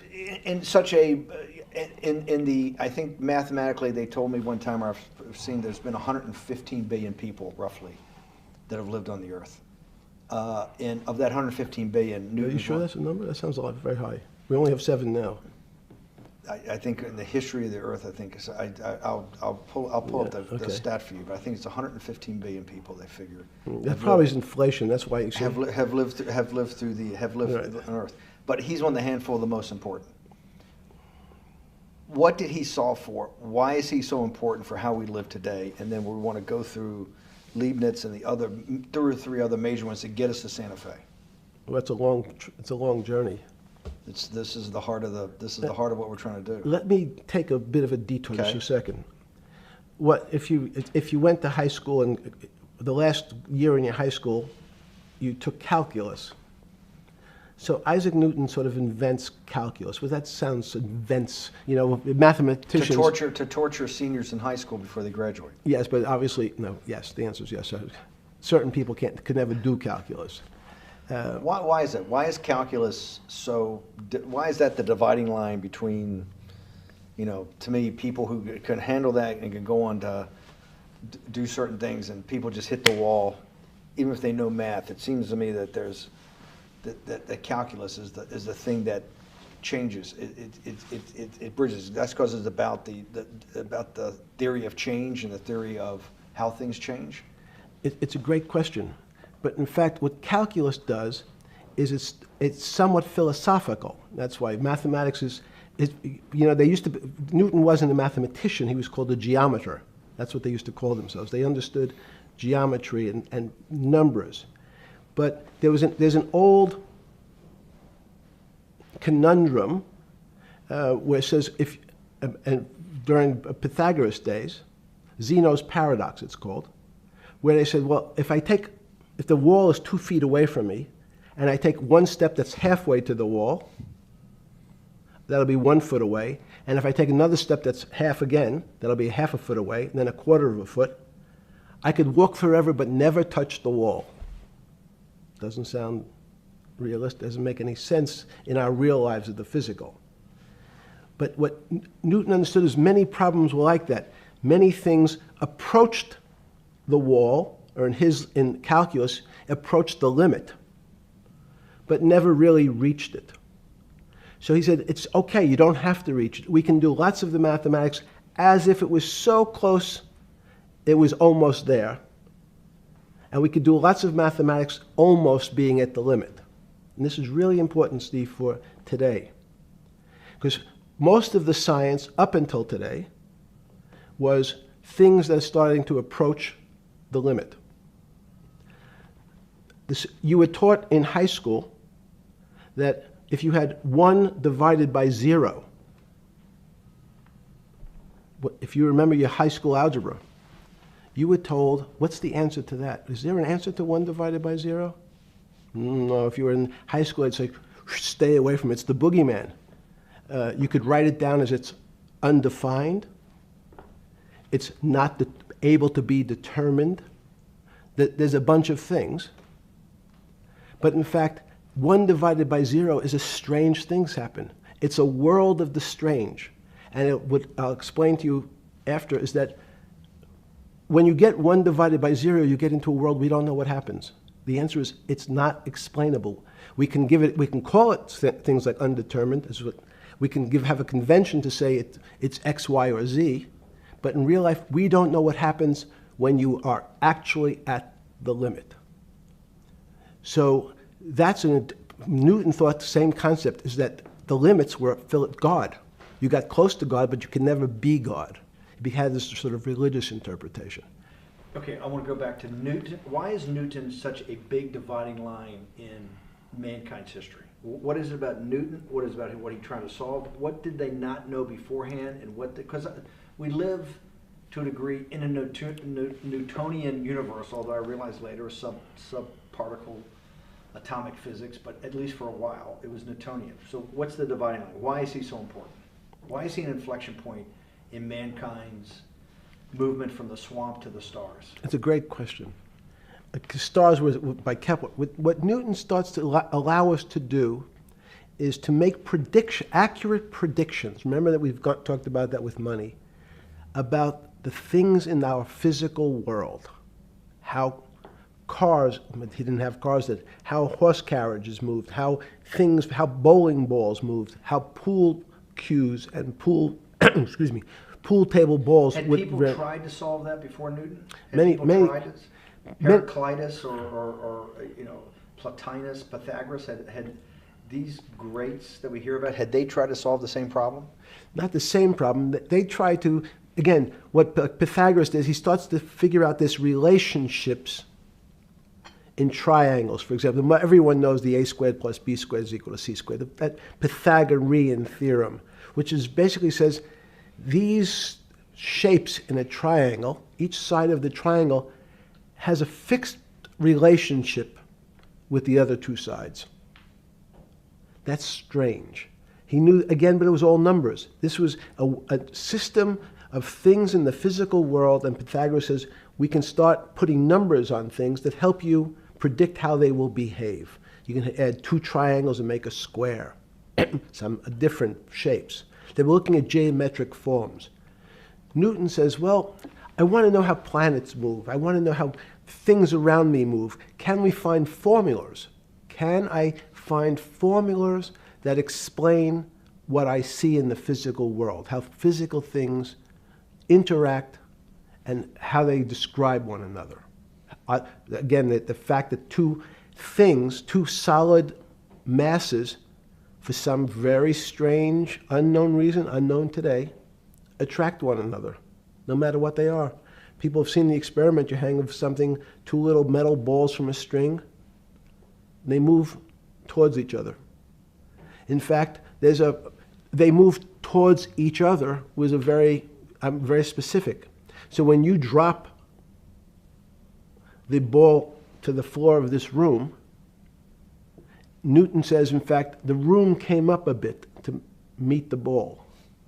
The room moved. It's imperceptible. You can't really perceive that motion, but they attracted each other with certain ratios. So he started to be able to measure things in the physical world. And that was great advances. It also, now you wanted to move very quickly. Unfortunately, most people, especially in the 20th century, 19th century, said, well, like Newton, let's measure everything. Let's measure people's behavior. Let's measure their psychology. Let's measure their health. You go to we could have my blood test. Let's measure everything. We measure Wall Street. Their voting habits. Measure, measure, measure. Can we put a number on how much I care for my wife? Could I put a number on how I feel? And we tried, unfortunately, we try to mathematize the finer things in life, and then recognize that there's things that, unfortunately, just fall outside. Schrodinger wrote a very famous book about what is life.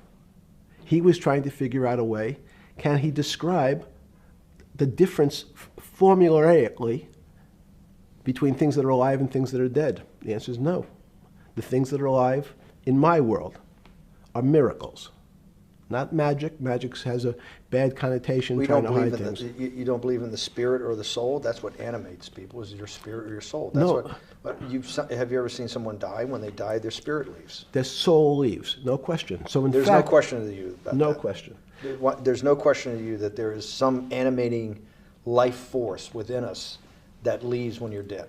Yes, in fact, I refer to the soul. This obviously is certain. The questions in the past, even Because during people would normally think you were soulless. So Thank you. But have you talk about you actually believe in it and have done some thinking about it is pretty shocking in its own right, isn't it? Well, again, mathematics, Leibniz thought. We know Newton was at Cambridge, and he was the head of the math department, right? He's a professor, essentially. Yes. But Leibniz, was Leibniz a German professor? Yes, but what Leibniz said is the soul is so strange because God took chemicals, which is simply the material, like tables, and he somehow made this material able to have a thought. How strange is that? Not only does it have a soul, but some way it was put together that this material substance is able to think. So when you say to me, it's obvious to everyone that there's such a thing as a soul. Now, if you're part of the Charlatanville, you'll try to explain it to people. The soul I describe as the dark matter of the brain. Why is it dark matter? Because in high energy physics nowadays, you hear terms of dark matter, dark energy. Again, terminology. It's a complicated term. Why is it dark matter? Because we can't see it. That's all. What do you mean you can't see it? Well, somehow we see something moving towards this area of darkness. Something, I can see this thing. This appears to me to be empty. It's just black. But I see it being drawn this way.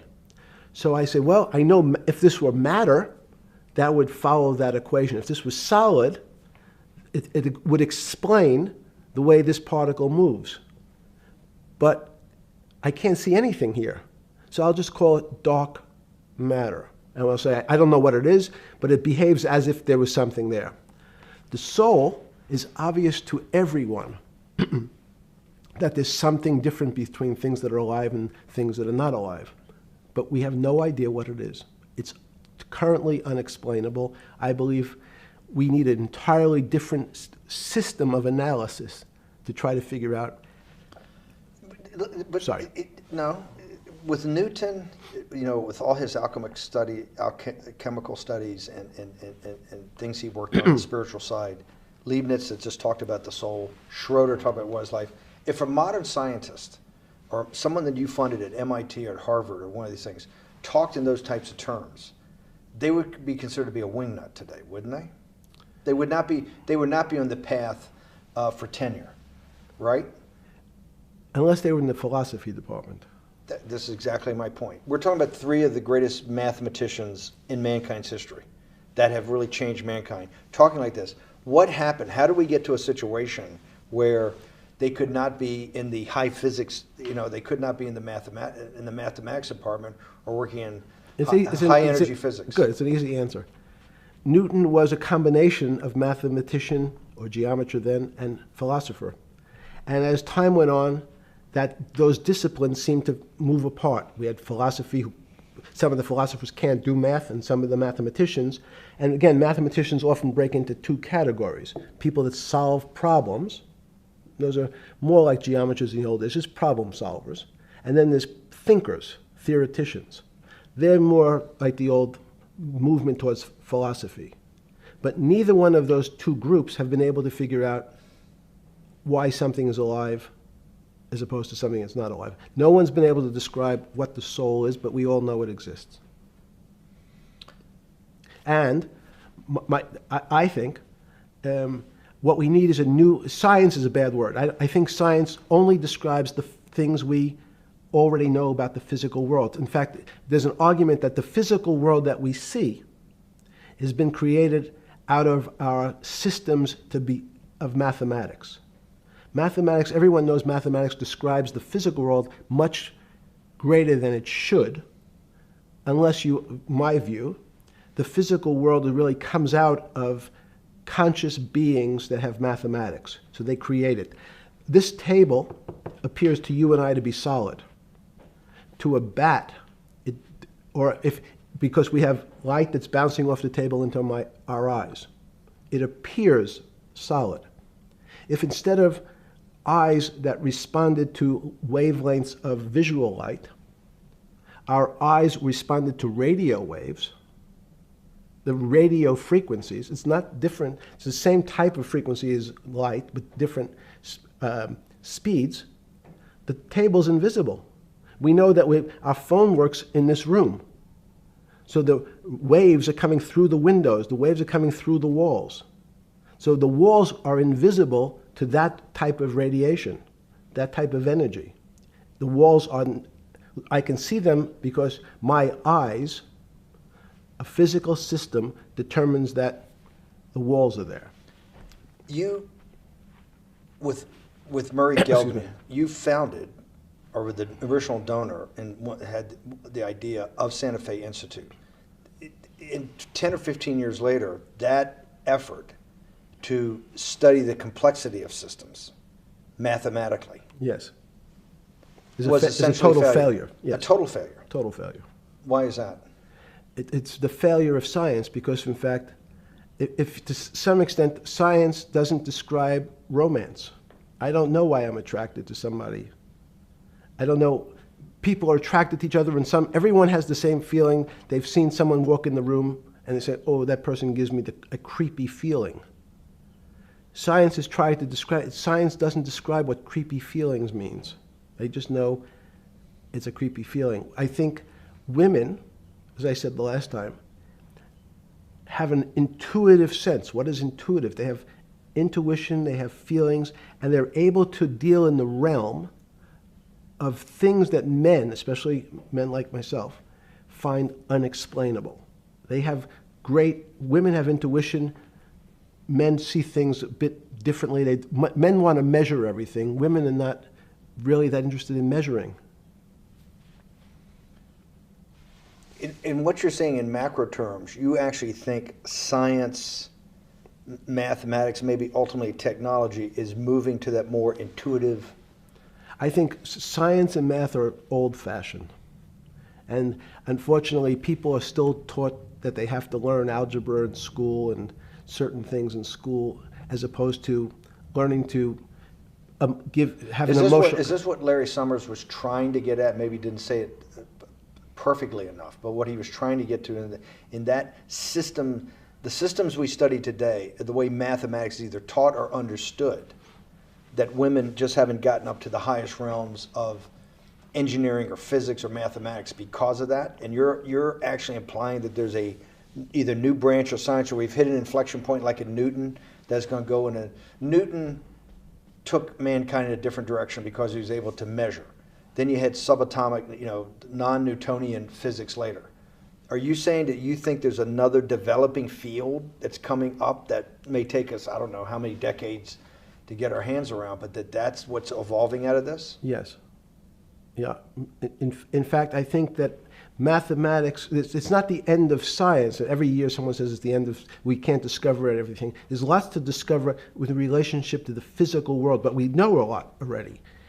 In respect to the unexplainable world, we almost know nothing. Women, again, sense it. And instead of Larry Summers, I won't digress too much, but Howard Gardner early on said, there's not one form of intelligence. It's not mathematical intelligence.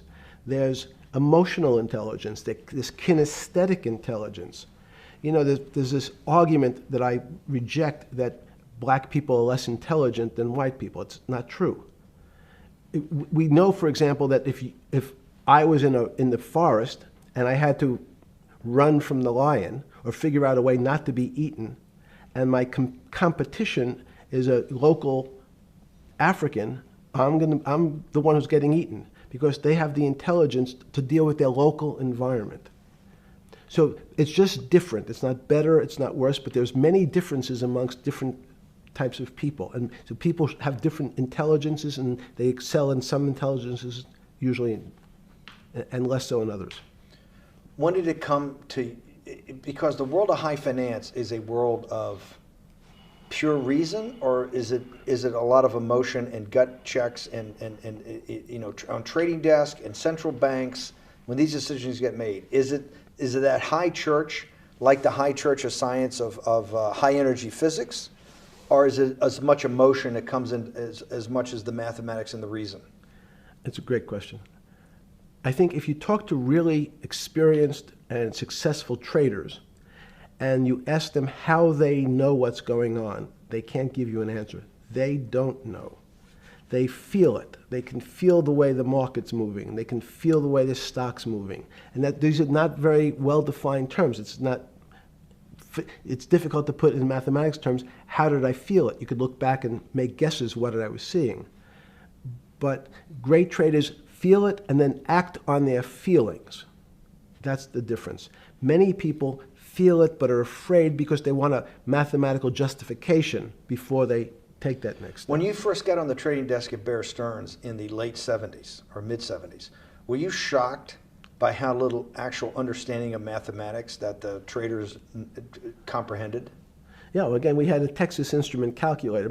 Most stockbrokers, especially before 1975, if they were good stockbrokers, could add. That's about it. They could multiply. If you could multiply, you were already in the top 15% of stockbrokers.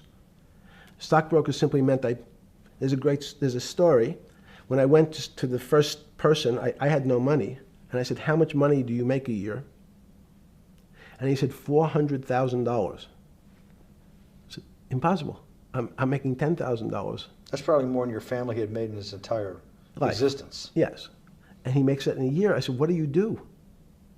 And he said, it's too complicated for you to understand, which is what the main thrust of Wall Street people, they want to tell you it's too complicated. Because if you understood that that person was simply, he had a brother-in-law, in fact, in this case, who ran the pension fund at General Motors. His brother-in-law would call him and say, buy 1,000 IBM. He'd hang up the phone, he'd write it out on a ticket and walk it to a window. That was his entire skill set.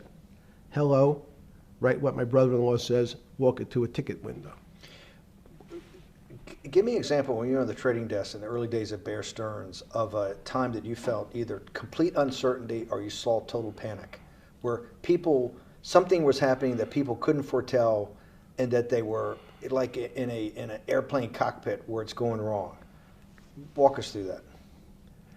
In 1978, I think it was, across the news wires, there had been a collapse of the currency in Thailand. On the other side of the world, had no relationship to me. I wasn't sure where Thailand was. But the fact that a currency, a country's money, had all of a sudden dropped tremendously in value, affected the rest of the world's markets. And people panicked because they'd never seen that before. A very small part of a very complex system had a shock throughout the whole system. So prices on Park Avenue apartments, the bond markets, the stock markets, every started to gyrate. You know, there's an old mathematics expression that if a butterfly wings in Mexico make the wrong turn, it spins out, and eventually, by the time it gets to Canada, it turns into a tornado. So these are part of complex systems. So yeah, Wall Street in certain parts. Santa Fe Institute was supposed to actually come up with a formula for that, for the butterfly wings. Why in 15 years did you reach the end of at least that experiment? Every attempt to, that's why it's so exciting now, because I think certain people are starting to realize that there's so many things that are unexplainable that we have to think about them differently. Music is a great example. It's a common man's example. You know, when you hear a certain song, it makes you feel a certain way. How does it do that? We don't know. We can't mathematize it. And even that music, Steve, nowadays we compress music. When you have a violin, it's compressed onto your iPhone. So what does compression mean? I'm taking lots of information and I'm cutting it into lots of pieces and squishing it together. And when I squish it or compress it, I have to take out lots of pieces, but I say that they're not very important pieces. It's those pieces that we take out when we compress data, to me, are the most interesting parts of life. You just said a while ago, part of this new search for science may go back to when people were actually talking about a soul, and you said there's no doubt in your mind that there is a soul. Describe for me what you mean by that. What do you mean by soul? What do you mean soul different than the physical analog body that we're seeing on film right now? It's difficult to describe in words. I mean, I'm not a poet. Poems get a little closer to what that really means. But even the concept of what is life becomes complicated when you deal with plants and seeds. Is a seed alive? I don't know. Certain people would say, no, it's dead. When your banana, one of my favorite examples is the banana that's sitting on the countertop in your kitchen today. Is it alive or dead? What do you think about human life? Tell me about human life. But your banana is alive.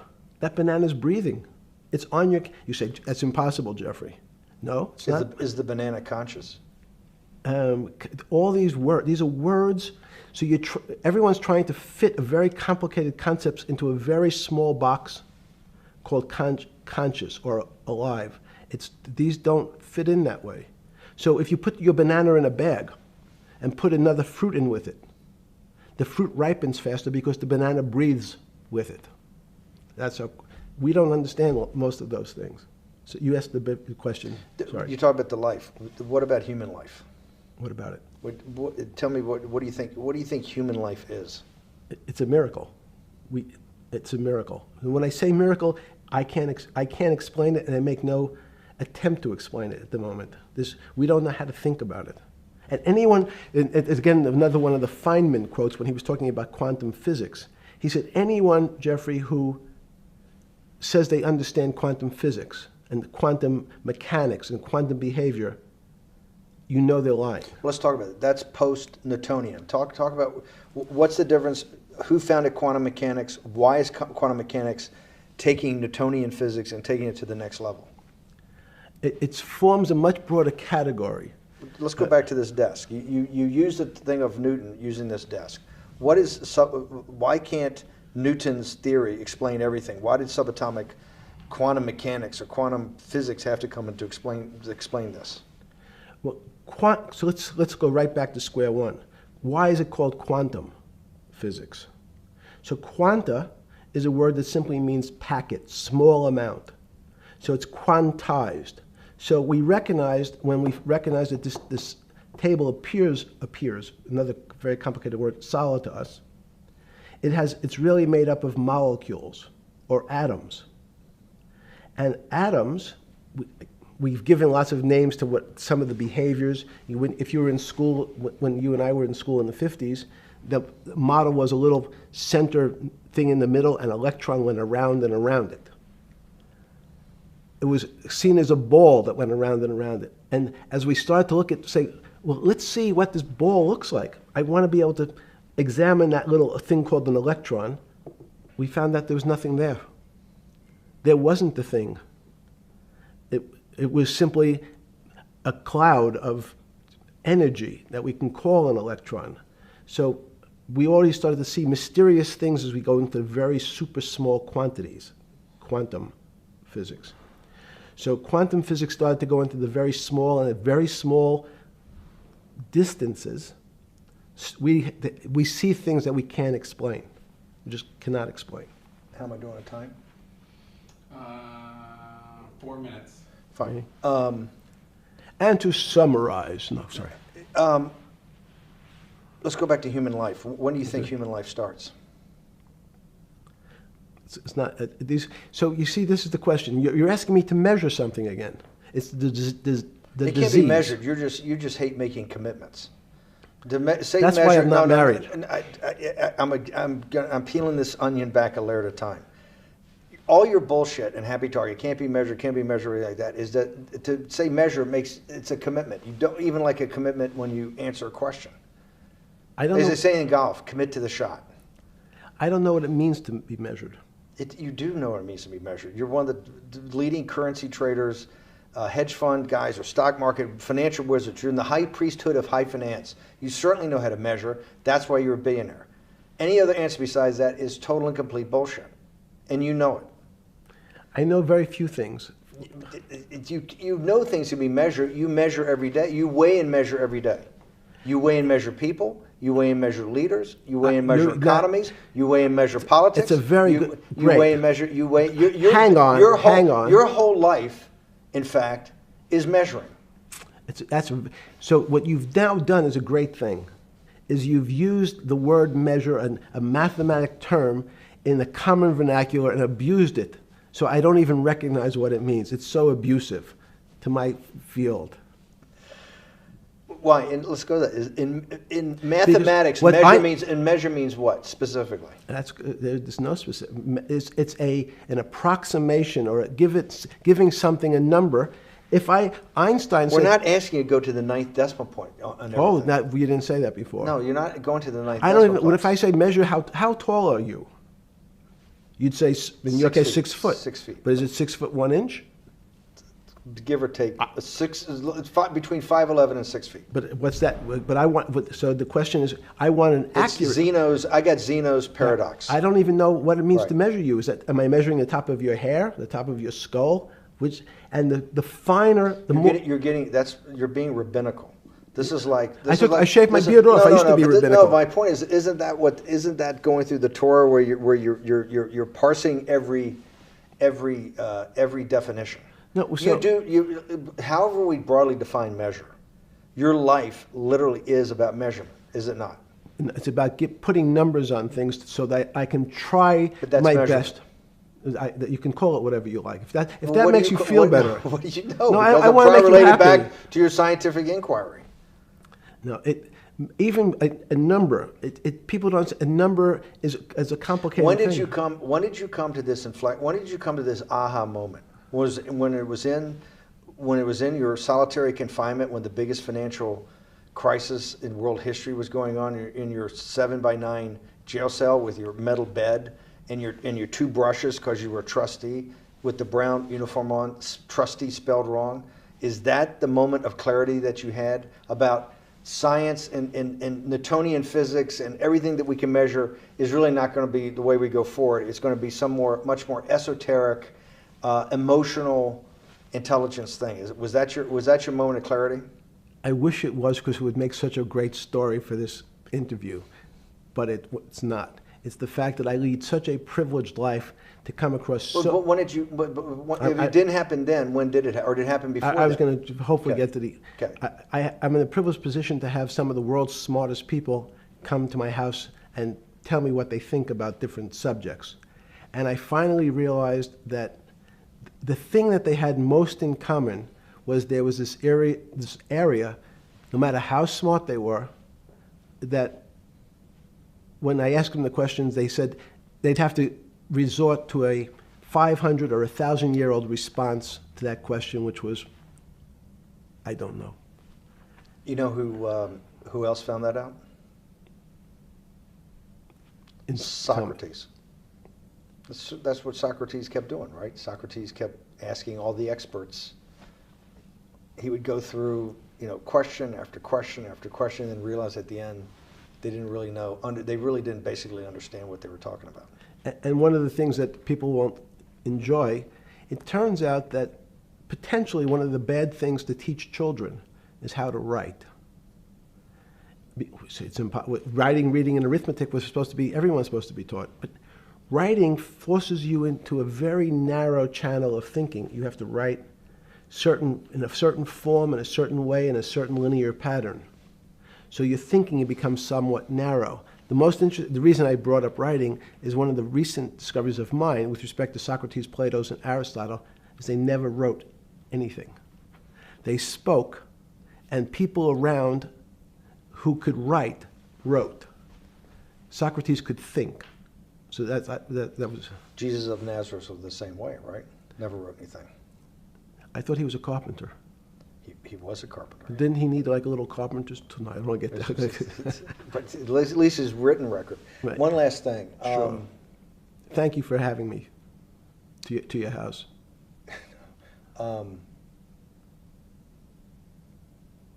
Vegetable juice. Let's go back. Look what vegetable juice does. When did the beginning of that, was there any one aha moment in all these great thinkers? Did it happen before 2008? Was it after?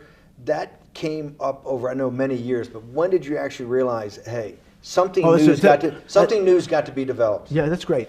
Is that because again, I'm privileged enough to have people around me who've given lots of philanthropic gifts to institutions of higher learning, and when I said the impact, how do you judge the impact of your giving? And we sat down and said, no really new ideas have come out. And I realized that, of course, it hasn't come out because we've been looking at using science and mathematics, and it's the wrong tool. It's obvious. Institutions that are set up and try to put forward knowledge and understanding and truth, should they take your money? Derek Bach at Harvard said, taking money for good causes is a good thing.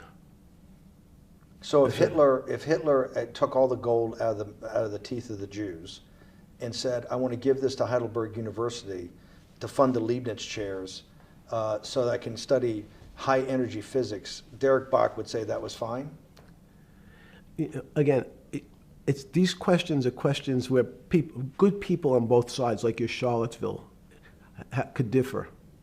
I don't know the answer to these questions. So tell us the two.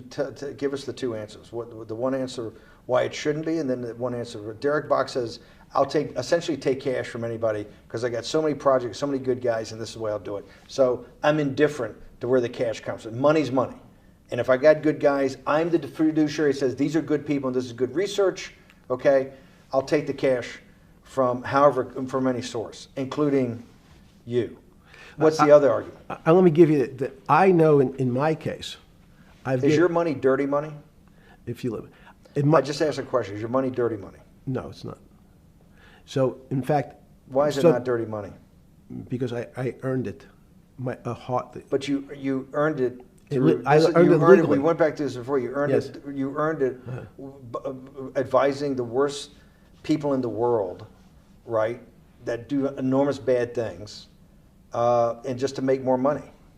So, instead of asking me the question, should you take the money? Because I think it's a legitimate question. You think it's a legitimate question? Yes, no Why? question.